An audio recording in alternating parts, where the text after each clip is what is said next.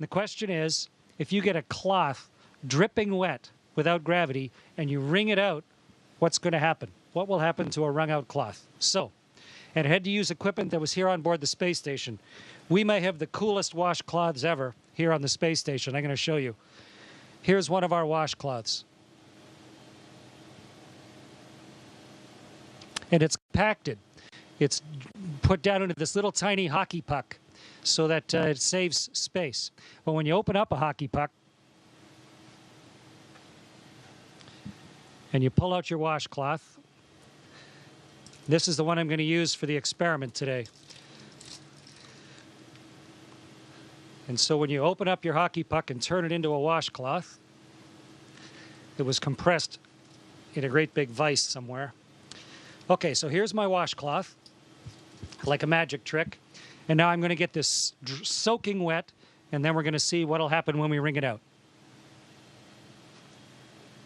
Meredith and Kendra suggested that I dip this in a bag, but bags don't hold water in space. So instead, I filled a water bag. This has drinking water in it.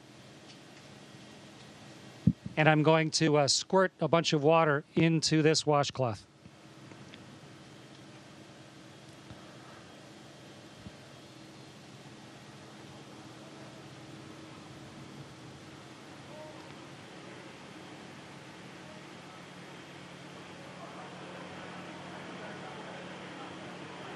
Okay, so here's a soaking wet washcloth.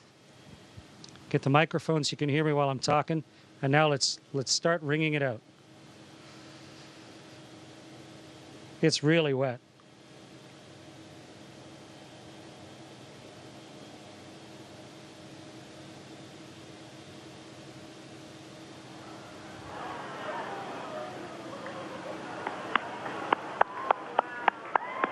It's becoming a tube of water.